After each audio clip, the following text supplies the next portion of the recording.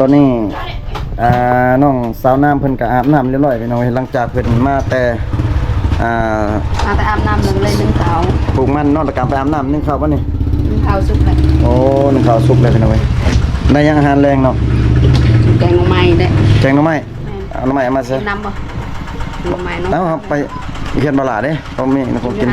ครับไปนำกันเลยเต้บ่คอยสิไปบันดงนี่ไปยังบัดดงไปส่งน้องสาวโอ้สิเป็นของน้องสาวเนาะเป็นสิไปส่งน้องสาวเพิ่นพี่น้องเว้ยฮะอยู่ไหนมา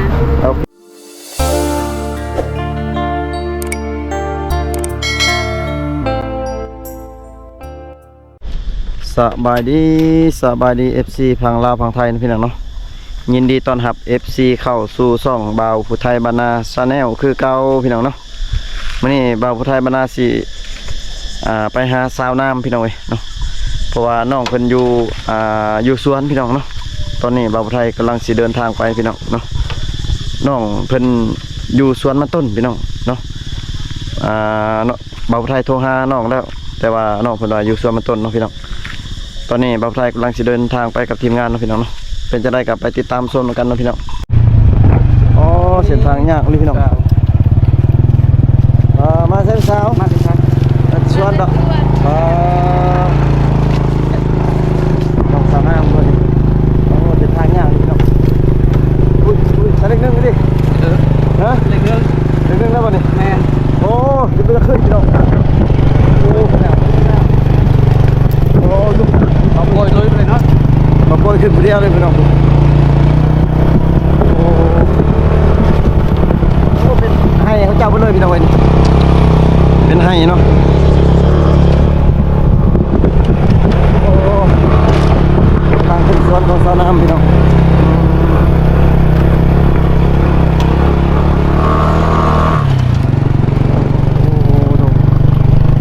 โอ้พี่น้องสวนเบิดตัวนี้โอ้บ้านพี่โอ้หอดเลยพี่น้องเส้นทางตัวโอ้โห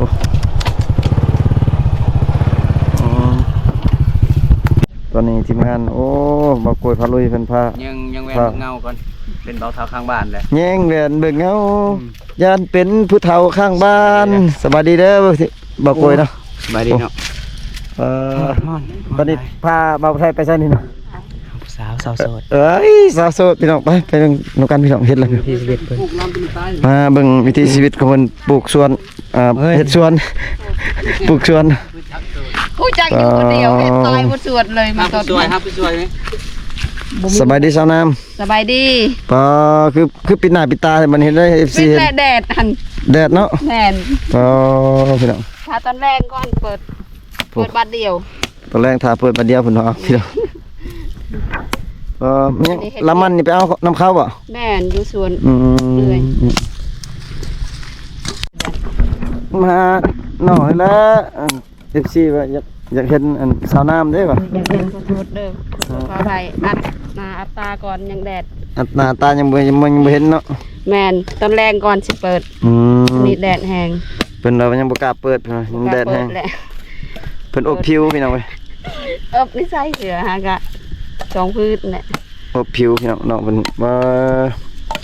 ที่ชีวิตของสาวน้ำเพิ่นเฮ็ดสวนมันต้นเนาะสวนมันต้นนี่ของน้องเบิดบ่นี่แม่นเลยอยู่ลุมนี่ได้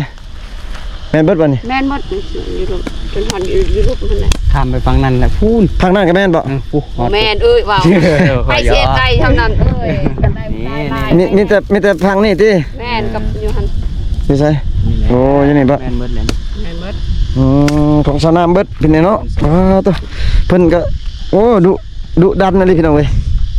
ดันเกรงใจจ้าเลยไปดุไปเนาะผู้เดียวให้มาซอยติดต่อให้ปลูกอันนี้ตายไปแล้วเนาะตายหมดปลูกแซมนั่นตายเบิดพี่น้องบ่เป็นจักอันเลยพี่น้องเอ้ยนี่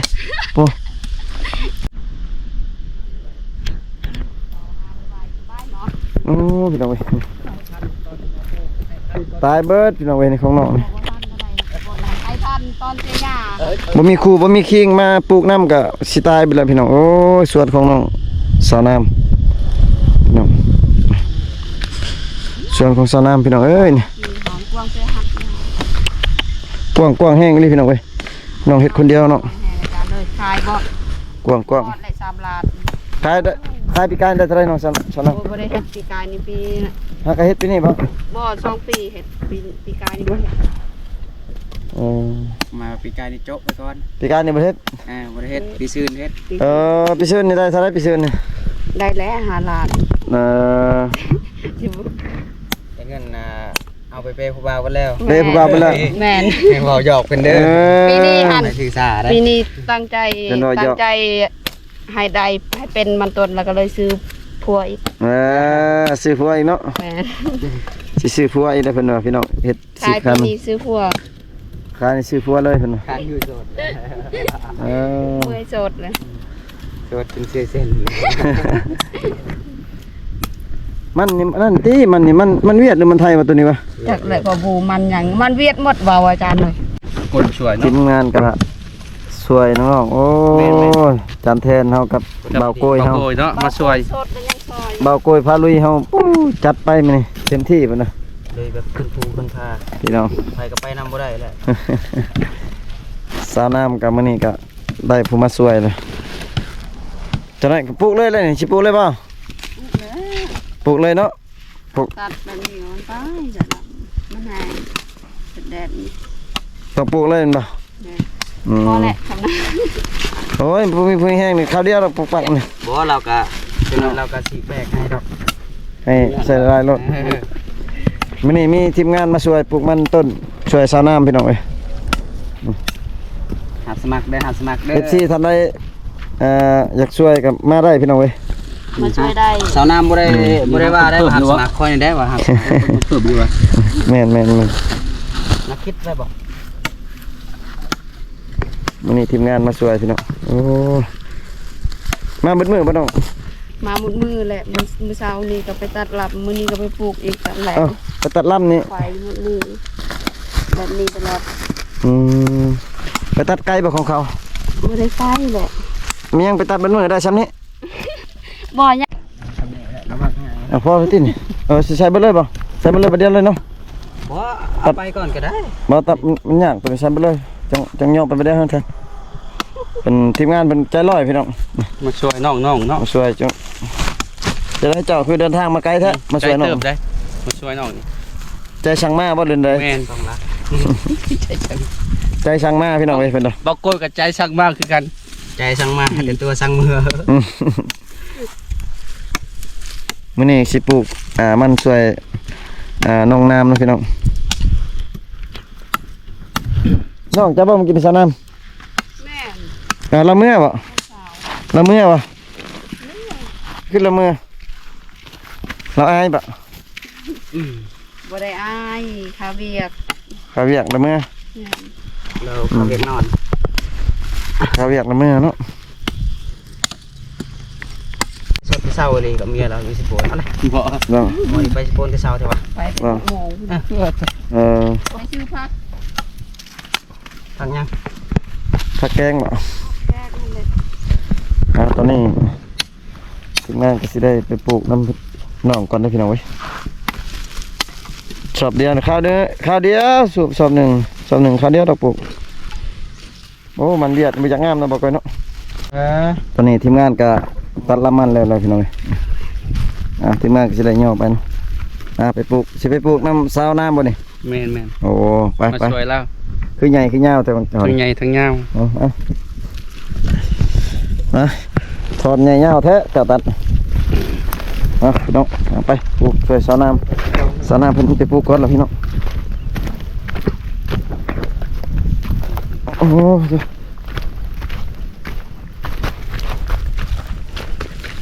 โอ้อะไรมันเป็นนี่เป็นรถซาวน้ำเว้ย ใช่ มันดกแท้ ดกแท้เว้ยนี่ มีคนมาช่วยไล่บ่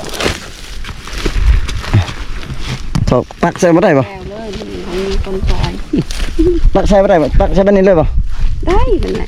ดินแข็งแล้วดิ ได้ดิน บ่เต็มใจหรอ ปักนอนบ่จะปัก มันตกมันติดไว้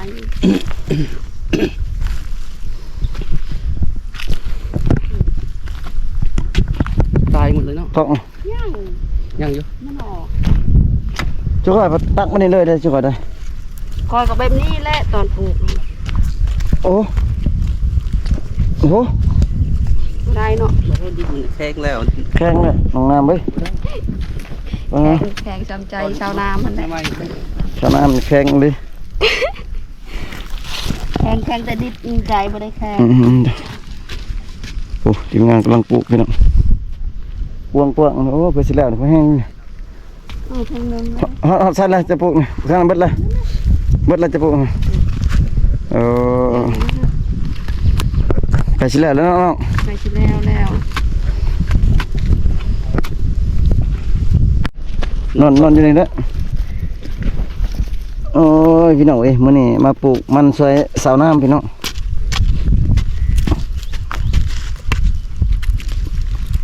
ยังเป็นอยู่ใดนี่นะ โอ้เนาะ ตายแต่ทึ่ง คิดว่าตายหมดเลย นี่ก็ยังเป็นนี่นะ ยัง นี่ก็เป็นหมดบ่ทอดนั่นเนาะ บ่ทอดมีแต่ใส่อันนั้นเลยจ้ะนะ ใช่เลย ต้นมันกำลังสิขึ้น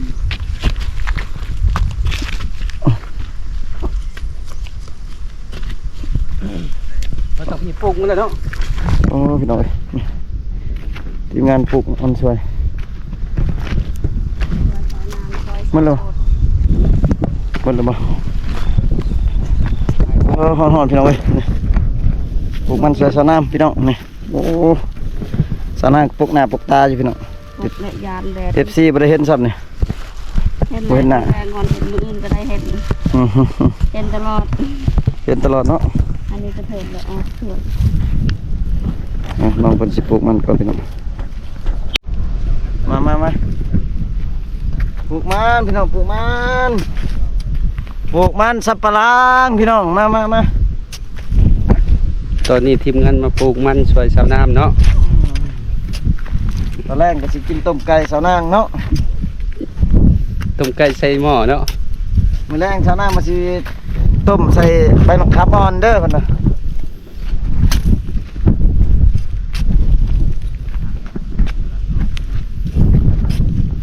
บ่แม่นธรรมดาน้องบ่าวผู้ไทยมัน เป็นเบิดได้ มันต้นสวย เราบ่ไทยนี่เป็นเบิดได้ เพิ่นว่าเฮ็ดหยังก็ได้เบิด เราบ่ไทยนี่เฮ็ดหยังก็เป็นเบิดได้เบิดเราบ่ไทยนี่เก่งนะเฮ็ดหยังก็เป็นเบิด เพราะว่าเป็นมัน เป็นเบิดได้ เป็นมันทุกอย่างเนาะ เวียกหยังก็เป็นเบิดได้ทั้งห่าวทั้งหันเด้อพี่น้อง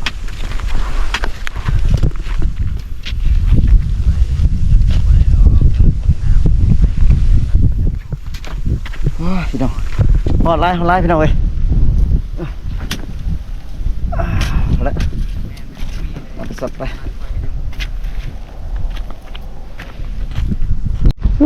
ทีมงานเป็นวันธรรมดาพี่น้องสายลุยพี่น้อง เสียเป็นไหม จังซี่บ่ ปัจเจียบอื่นคือเป็นแท้ น่าเสียบจบหรือบ่ ๆเสียบที่แม่ปิดหัวลงบ่ให้ปิดตาหรือปะพี่ปิดตาหน่อยใช่ไหมนี่โอ้จัดแทนเสียบมันปิดหัวขึ้นบ่ได้พี่น้องเลย นี่ว่า เบิ่งตามแน่นั่น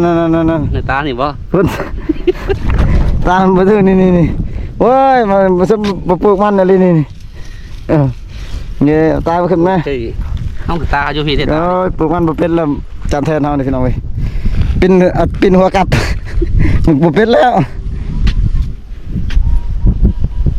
ข้างเนาะโอเคเห็นบ่ เบิ่งตาหันเด้มันกระทึกอยู่เนาะนี่ทำ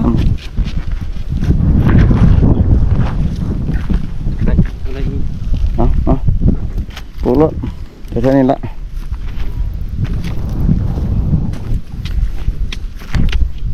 ต้นห้ำน้ำแข็งเนาะ นี่ตำเสียมนี่เอาเสียมตำเสียตัวนี้ยังเป็นอยู่เด้อตัวนี้เด้อ ก็ได้ ฮะ ปลูกก็ได้บ่ได้แข็ง ตัวนี้เป็นแล้วตัวนี้ดูไปทางน้ำลงน้ำเนาะต้องเอาใจลาวเด้อพี่น้องเว้ยสาวน้ำมาเบิ่งสาวน้ำปลูกมันพี่น้องเว้ยปลูก สวนก็กว้างพี่น้องทีมงานโอ้ยสวยเต็มที่พี่น้อง FC ทำ5ลายพี่น้องสนามโอ้ยติดต่ออยากมีช่องทางติดต่อ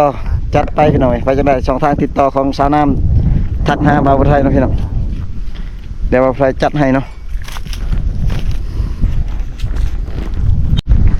โอ้ทีมงาน ข้างห้องเด้อ ห้องผ้าที่ฟ้าห้องเลยฝนสิตกเลยพี่น้อง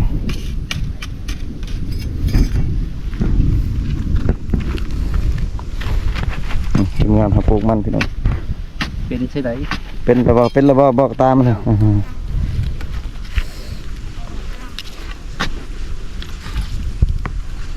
ตัวเสียมกับรถ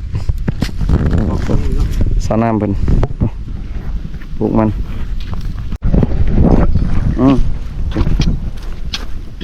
ปลูกใส่มันเนี่ยอึ๊บ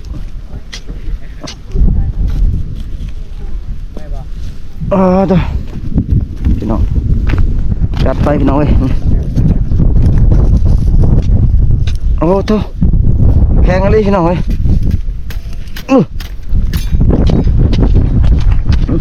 พี่น้องเอ้ย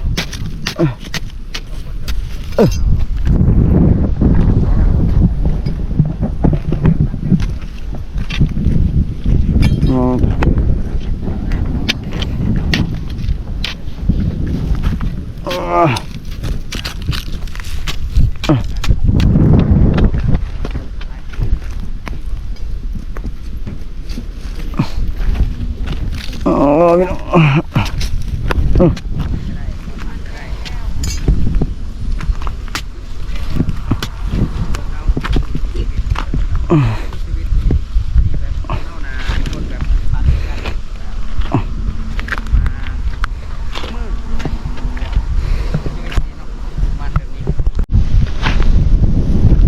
ไงสนามเบ็ดหรือเปล่า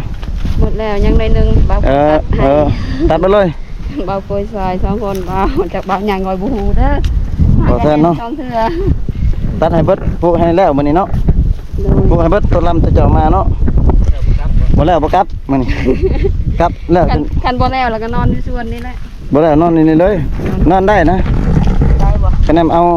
แนวกินมาให้ กินยัง เอาข้าวเอานั่นมาให้ จักปลูกบ่ได้แล้วมีแชมป์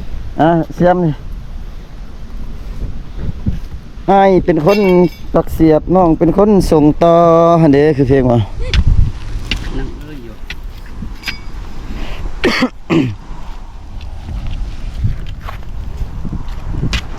ตากแดดตากฝนพากันห่วมก่อ ต้องวันนี้มาช่วยเวียกชาวน้ำเนาะ อะไรเมื่อยมีแฮง ปลูกมันช่วยเรา เมื่อยอยู่บ่ ปีหน้ามันจะได้ไล่โตดอยู่ เมื่อยอยู่บ่เมื่อยอยู่บ่ มื้อนี้นะ เมื่อยอยู่บ่ บ่เมื่อยมาได้มัน ลมเย็นๆแล้ว ลมเย็นเนาะ นี่ แสดงว่ามีแห้งอยู่เพิ่นมาอยู่ใกล้สาวน้ำพี่น้องก็ปลูกกะหลายเติบแล้วผู้พี่น้องเพิ่นปลูกเนาะครึ่งหนึงแล้วเพิ่นปลูกนะ 2มื้อน่ะ ช่องมือแล้วน้องปลูกนะ ไปตัดรับมันลายมือนะไปตัดรับ ไกลอยู่บ่จะไปเอา ยังอยู่สวนเขายังบ่ได้เอามาอยู่สวนนี่เอามาแต่คันหนึงรถจักรแก้บ่ได้เลย มันสิไปเอาอีกเนาะ ทางยากมันแก้บ่ได้ โอ้น้องเฮ็ดโอ้น้องยังหลายเติบได้พี่น้องครึ่งหนึงยังกว่าครึ่งหนึงคือตายหลายเลยน้องปลูกเดือนได้นี่เนาะ เดือนใดแหละเจอ แต่เดือนเก่าเนาะบ่ฮอด บ่ วันเดือนห้าเดือน4ไปจักเดือน1เดือน2เบิ่งมันตายหลาย วัน เด้ เดื อ อน2พุ่นแหละ มันนอกก็ตายหลายลิพี่น้องเว้ยเบิดแล้วจังได๋เบิดแล้วโอ้วิวงามไปหน่อยสวนของน้องสาวน้ำเนาะพี่น้องวิวโคตรได้เลยบ่มีดินแล้วเนาะเดี๋ยวนี้เนาะ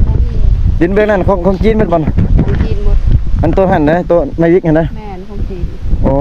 มีแต่แถวนี้แหละดินอยู่บ้านค่อยหั่น ขายหมดเนาะขายให้กิน ขายแบบบ้านบ่ขายให้ บ่แม่นเลยบ้าน รัดเลยค่ะบ่แม่นว่าบ้านค่ะ รัดเลย แม่น เป็นเมืองเป็นหยังเนาะขายให้เนาะ แม่น เขาขายให้ ให้สมมุติถึงนิน บ้านนี่เขาบ่เอากินกับ แปลว่าใช่อยู่เทิงพวกมีใช่ปะ บาโกยอยู่อันตราย เรื่องก็แบบน้ำมันน้อยๆนะ น้อยๆนะ บ้านอาบแต่บนเดียวมันเป็นบ่อแบบ เป็นน้ำบ่อ นี่แหละแต่ว่ามันนะ เป็นบ่อเนาะ ชาติแล้วมันบ่ได้ไล่เด้ เออ อาบแต่บนเดียวแหละไปมาก่อนแต่อาบน้ำที่ว่าสะอาด สะอาด มาน้ำล่างกับอาบน้ำขี้ไข่ มีแต่บาโกยเลยไปเอาก้อนนั้นบนวานคอย โอ้คอยทำนี่นะไปอาบไปแล้วอ่ะดื้อเลยไปอาบก้อนเลยนะห่อนกระยายมัน เสื้อกันดึกพูดและมาอาบ มันนั่นนี่คนละ ปลูกชุดเจ้าฮะเฮ็ดทีมงานเฮา ทั้งยาวทั้งใหญ่ ทั้งใหญ่ทั้งยาว ทั้งใหญ่และทั้งยาว ลำมันเนาะ ลำมันมันยังดอก ลำมันเวียดหรือลำมันลาว ลาว ลาวเลยทั้งใหญ่ทั้งยาว ยี่อ่ะ ลาวแล้วทั้งใหญ่ทั้งยาวเวียดเลย ใหญ่ทั้งยาว ของเวียดแล้วทั้งน้อยทั้ง ซึ่งหน่อยจึงสั่นก็อย่างนี้ บ่มันนี่นะ ในละเงยลาว เงยลาวทั้งน้อยทั้งจัน เวียด ทีมงานเฮาก็บ่ธรรมดาพี่น้อง ดีลำเวียด ลำเวียกเฮ็ดเวียกโดยเฉพาะเด้อมามื้อนี้ให้มันแล้วลำมันของน้องน้ำเนาะมื้อหน้าสิได้มากดน้ำเลยมื้อหน้ามากดน้ำเด้อ ได้แบบหา เฮ้ย มาเมื่อนามาเช่ยาแล้วก็มาแล้วนะกะมาทอนมันซอยลาว แม่น แบ่งกัน แบ่งกันเนาะ แบ่งคนละครึ่ง เอาเฮ็ดทำกัน ได้ครึ่งไหน แบ่งครึ่งก็ได้ แบ่งครึ่งกัน กรรมการครึ่งนึงบ่ น้องน้ำเพิ่นว่าสิแบ่งครึ่งกับทีมงานเด้พี่น้องเอ้ยเพิ่นสิให้แบ่งครึ่งพุ่น ว่าหยอกน้องพี่น้อง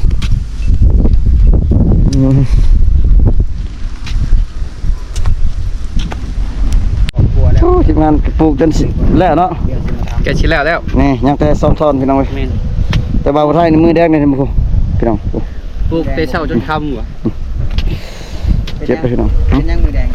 ว่าอันนี้มันทังเด้อ ทางใจ ทางใจ เจ้าจับ จะได้เบิดแล้วบ่น้องน้ หมดแล้ว ำเบิดเลย เสียบมันจนมือแดง แต่บ่มีสิทธิ์พี่น้องสิกลับได้บ่นี่นะ กลับแล้ว อ๋อ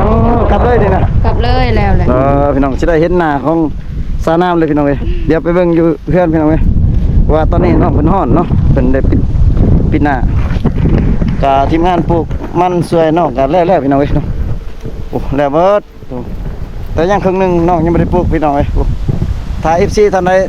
อยากช่วยน้องเนาะมาไกลมาบ่ได้ก็สามารถช่วยปัจจัยเงินค้ำก็ได้พี่น้องเอ้ยโอนซื้อน้ำซื้อในให้น้องเนาะจัดไปพี่น้อง เพิ่นก็แบบเป็นคนสู้ชีวิต แม่นสู้ชีวิตแฮง อยู่ตามลำพัง แม่น คนกับน้องสาวเพิ่นเนาะ เฮ็ดเวียกคนเดียวเนาะ สาร แม่น ต้องเฮ็ดเวียกผู้เดียวตลอด แม่นพี่น้องเอ้ยสู้ๆเนาะพี่น้องเดี๋ยวไปเจอกัน บอกอันนี้ เรือ สู้ๆนะ บอกกันนี่แหละเดี๋ยวสิเดินทางไปเพื่อนของน้องเนาะ กินบ่น้ำ ได้แล้วมากินอยู่เพื่อนกันแล้วเดี๋ยวสิเดินทางกลับพี่น้องเอ้ยอยู่เพื่อนน้องเนาะ กันให้เนี่ยจนฝุ่นจับ ตอนนี้กำลังสิกลับเพื่อนของสาวน้ำพี่น้องเอ้ย ที่เมื่อบ่ สิเมื่อ เมื่อบ้านเลยไม่ได้นอนอยู่นี่ สิเมื่อพักอยู่เพื่อนแล้วกันแล้ว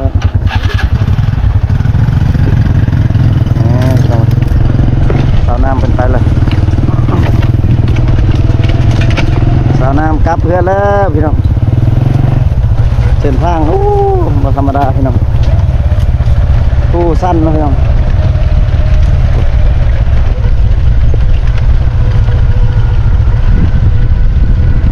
ไปเจอกันอยู่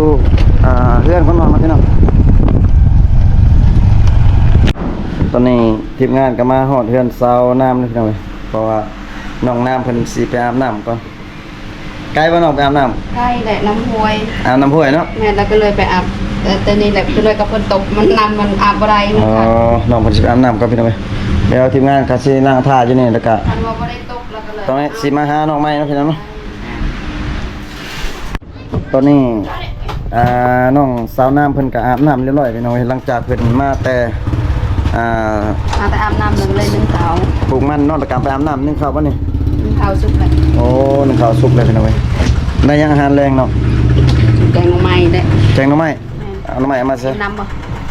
หน่อไม้เนาะ เอาครับไปเขียนบลาเด้เขามีผมกินครับไปนำกันเลยเต้ บ่คอยสิไปบันดงนี่ ไปยังบัดดง